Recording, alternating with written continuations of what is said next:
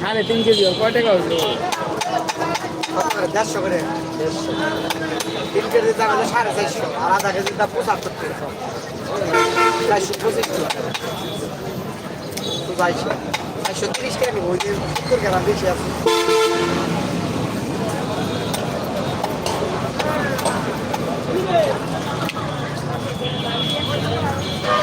ভাঙ্গে দিই না, ওটা প্রসেস করবো। 20টা দিয়ে আগে দিই কি করে? দাদা আইন টাকা দেই, আইন কেটে দেই, কেটে দেই, আইন তাড়াতাড়ি দেবো, কাম নাই আইন।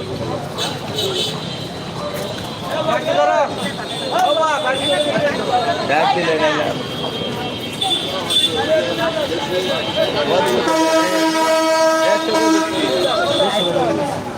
তিন কেজি আমি দিতে 3 কেজি 500।